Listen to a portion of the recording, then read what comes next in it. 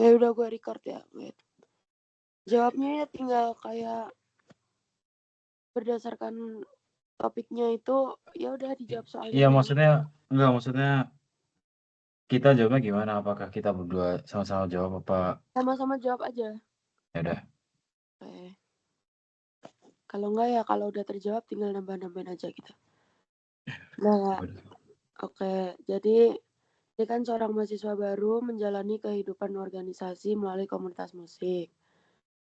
Hadir kegiatan resmi angkatan secara administratif merupakan bagian dari angkatan 2025. Namun di kehidupan sehari-hari dia belum memiliki hubungan kuat dengan anggota lain. Jadi dia susah berinteraksi, nyampein pendapat, dan ngasih kontribusi karena sebagian besar interaksi dan kegiatan angkatan lebih banyak dijalankan oleh kelompok-kelompok yang sudah terbentuk sejak awal. Intinya dia ngerasa belum bisa ngasih ya itulah ngasih pendapat, ngasih kontribusi gara-gara menurut dia yang aktif ya kelompok-kelompok yang dari awal udah ada. Terus ia mulai merasa keberadaannya tidak memberikan pengaruh. Dia juga ketika butuh bantuan, dia nggak memiliki hubungan yang cukup kuat buat dapat bantuan itu. Makanya dia jarang terlibat dalam kegiatan dan pengalaman bersama. Ya intinya gitulah. Intinya dia belum ngerasain eh, udah bagian dari suatu komunitas tapi dia belum ngerasain beneran pengaruh komunitas itu ke dia sama pengaruh dia ke komunitas itu gitu. Oke.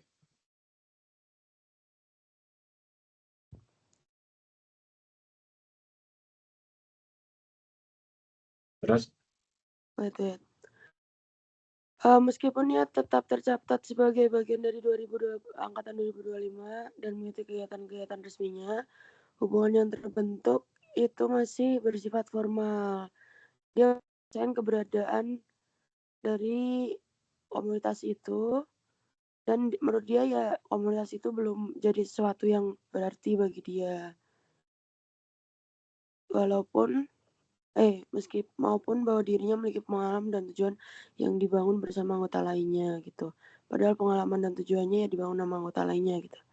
Terus beberapa temennya anggota MTS 25 itu berpendapat bahwa kondisi tersebut merupakan tanggung jawab pribadi. Menurut mereka, setiap individu memiliki kesempatan yang sama untuk berinteraksi, memberikan kontribusi, mencari bantuan, dan membangun hubungan dengan anggota lainnya. Namun anggota lainnya berpendapat bahwa kondisi tersebut juga menunjukkan adanya persoalan dalam kehidupan komunitas, karena komunitas tidak hanya ditentukan oleh status keanggotaan, tapi juga hubungan timbal balik yang terbentuk di antara anggotanya gitu. Nah, oke, kita bahas dari soal pertama.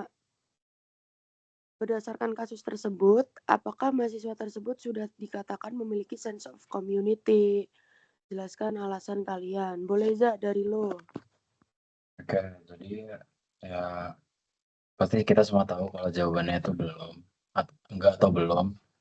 Ya karena meskipun emang mahasiswa itu tuh bagian dari anggota angkatan itu, dan selalu hadir dalam kegiatannya kan. Nah tapi eh, meskipun begitu, itu tuh kayak cuma formalitas gitu. Seperti yang kita tahu, kalau komunitas yang apa ya menganut SOC sejati gitu, itu kayak nggak hanya ditentuin oleh ada atau enggaknya suatu anggota, tapi juga harus kayak melihat apakah anggota itu dengan anggota lainnya memiliki hubungan timbal balik atau bagaimana hubungannya gitu. Benar-benar. Terus kayak kan uh, yang dibutuhin dari SOC itu kan gak cuma dia sebagai anggota gitu kan, tapi juga rasa terhubung, terus dia merasa dibutuhin gitu. Apakah dia bisa nginfluence yang lain dan apakah dia terinfluence oleh komunitas. Terus juga dari pengalaman-pengalaman bersama sama anggota lainnya itu juga ngaruh kan buat pembentukan SOC. Jadi kalau dari yang udah diceritain, itu belum terbentuk SOC-nya gitu. Benar Oke, banget. lanjut. Menurut kalian, elemen sense of community apa saja yang belum terbentuk dengan baik dalam kasus tersebut? Jelaskan keterkaitannya dengan kondisi yang dialami mahasiswa tersebut. Oke, dari siapa, Za? Lu apa gua? Dari gua dulu aja.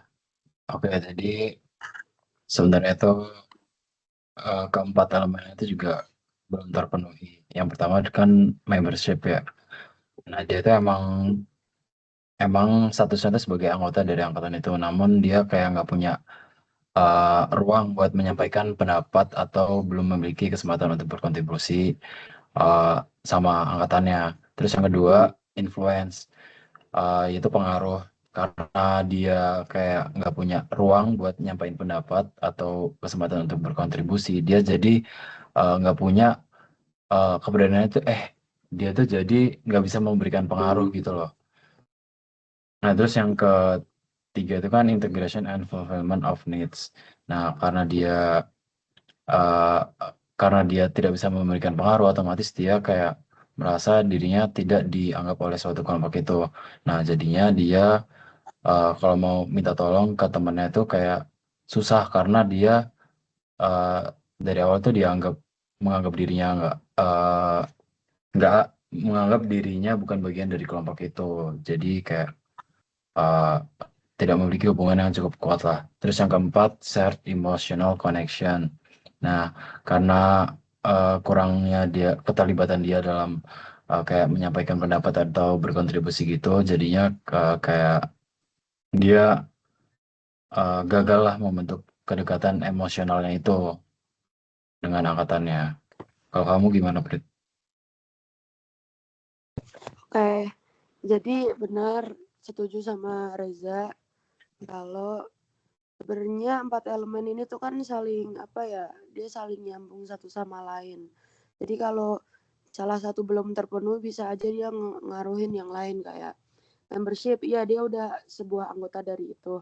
Tapi dia belum merasa benar-benar jadi bagian dari komunitas itu, makanya dia ngerasa belum punya belum punya pengaruh buat dia nyampein pendapat dia. Nah, dari dia merasa belum punya pengaruh itu, jadinya dia mau minta tolong juga kayak ngerasa belum deket, makanya dia juga nggak dapet yang namanya fulfillment of needs yang dia butuhin. Terus dari dia belum bisa ngasih pengaruh ke orang juga, jadinya dia juga masih kurang pengalamannya sama teman-teman yang lain buat yang namanya ngebangun kedekatan emosional atau shared emotional connection. Jadi intinya dia tuh belum ngerasain hubungan timbal balik antara dia dan yang lain sebagai satu komunitas gitu. Makanya di sini elemen sense of community-nya belum benar-benar kebentuk empat-empatnya gitu. Oke, next.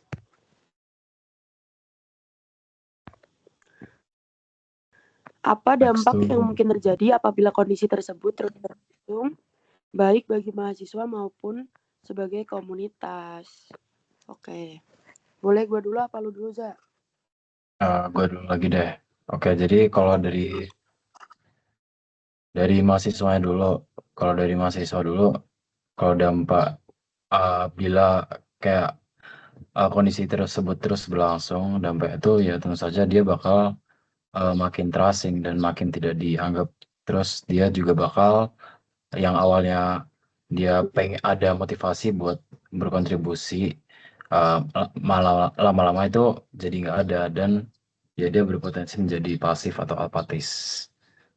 Nah, terus kalau bagi komunitas sendiri itu dia apa ya? Jadi kalau buat komunitas itu dia mereka bakal kehilangan potensi lebih ke potensi kontribusi dari salah satu anggotanya. Nah, mungkin kalau buat satu orang itu kayak kayak ya udah nggak apa-apa, tapi kalau misal lama-lama dibiarin, mungkin bakal banyak anggota lainnya yang merasa seperti dia gitu. Benar-benar. Setuju sih. Jadi kalau buat mahasiswa tersebut sendiri, yang jelas kalau lama-lama gitu ya dia makin ngerasa nggak dibutuhin komunitasnya, dia makin ngerasa nggak bisa ngasih kontribusi. Terus kesempatan diri dia buat berkembang lewat komunitas itu juga jadi hilang gara-gara ya dia ngerasa gitu. Terus untuk komunitasnya bener yang dibilang Reza, jadinya kontribusi dari anggota ke komunitasnya jadi berkurang atau nggak optimal. Terus hubungan antar anggotanya juga lama-lama kalau dia nggak uh, ngerasa lebih gitu terus, ya udah hubungan antar anggotanya makin berjarak. Terus bisa aja malah di komunitas itu jadi kebentuk kelompok-kelompok kecil yang dimana ya itu ngaruh lah harusnya jadinya komunitas itu tuh nggak sebagai satu kesatuan, malah dia pecah-pecah jadi dikit-dikit gitu. Oke, gitu sih. Lanjut. Menurut kalian, apa yang perlu dilakukan agar dapat membentuk sense of community yang nyata bagi anggotanya? Boleh, Za, lu dulu, Za. Jadi mungkin dari dari komunitasnya dulu deh. Nah, jadi komunitas yang baik itu komunitas yang bisa memberikan wadah bagi individu untuk berpendapat maupun berkontribusi. Jadi ya yang harus dilakukan oleh komunitas itu adalah ya memberikan tempat agar individu tersebut bisa menyampaikan pendapatnya. Nah, terus pokoknya dibikin suatu kayak suatu kegiatan biar bisa anggota yang pasif pun dapat dapat kesempatan untuk bersuara. Nah, kalau dari sisi individu sendiri, ya meskipun komunitas itu telah mengadakan berbagai kegiatan, kalau dari individu sendiri itu kayak kekeh nggak mau ya percuma. Jadi kalau dari mahasiswa itu sendiri harus inisiatif sendiri, meskipun kecil-kecilan, tapi yang penting dia tetap berusaha dan berani dari keluar zona nyamannya agar dia memiliki kesempatan untuk bersuara. Benar-benar. Jadi intinya dari komunitasnya yang jelas bikin kegiatan-kegiatan yang apa ya, tadi biar share emosional juga kayak bikin kegiatan-kegiatan yang bakal bikin pengalaman bersama satu angkatan gitu. Terus kayak membentuk ruang kontribusi yang jelas, ruang kayak berpendapat yang jelas di mana semua anggotanya tuh bisa tahu mereka bisa kontribusi gimana, mereka bisa ngasih pendapat gimana gitu. Terus kayak dari komunitasnya juga kalau bisa bikin apa ya sebuah kayak budaya atau apalah yang intinya anggotanya tuh bisa paham gitu kalau mereka satu sama lain tuh ya udah sebagai satu komunitas harus saling membantu, harus saling dengerin, saling ngasih gitu. Gitu sih. Terus yang terakhir, menurut kalian apa hubungan antar elemen sense of community dan dampaknya jika dijalankan dengan baik terhadap kondisi yang dialami tersebut? Oke. Dari lu lagi, Za, boleh, Za? Oke, jadi seperti yang dibilang Prita tadi, jadi dari antara elemen sense of community itu pasti saling berhubungan dan kalau salah satunya tidak terpenuhi, mungkin yang lainnya juga bakal nggak terpenuhi. Nah, seperti jawaban nomor 4 tadi, itu kan tadi suatu komunitas itu harus memberikan uh, wadah untuk individunya agar dia bisa berpendapat atau berkontribusi. Nah, kalau itu berhasil dan dapat dijalankan dengan baik, mahasiswa yang terdampak itu bakal merasa diterima dan memiliki ruang, yaitu yang memenuhi aspek membership. Kemudian untuk aspek influence, setelah dia diterima, dia bakal lebih berani untuk bersuara dan memberikan kontribusi. Nah, habis itu buat aspek elemen integration of fulfillment of needs, nyambung ke yang tadi karena dia udah bersuara dan suara didengar sama anggota yang lain, dia lama-lama bakal terbiasa dan saling dan bisa untuk meminta bantuan atau informasi atau apapun ke teman lainnya karena dia merasa udah dekat dengan teman lainnya. Terus yang terakhir itu kan shared emotional connection. Nah, pokoknya sebelumnya tadi dia udah deket sama anggota-anggotanya. udah melakukan interaksi timbal baik. Nah, itu ntar lama-lama bakal ciptakan apa ya, kedekatan emosional juga lah. Benar. Oke, bener banget yang dibilang Reza. Terus aku mau nambahin aja kayak dia setelah ngerasa jadi bagian komunitas tadi kan dia ngasih lebih berani bersuara dan ngasih kontribusi. Nah, dari situ juga itu nyambung ke integration and fulfillment of needs karena dia kan udah ngasih kontribusi tadi. Which is kontribusi itu juga ngasih manfaat ke yang lain. Itu namanya berarti dia bisa ngasih fulfillment of needs ke yang lain juga. Selain itu, karena dia udah berani buat nyampein pendapat dan ngasih kontribusi, dia juga jadi dari situ berani juga namanya minta bantuan, minta informasi dan lain sebagainya.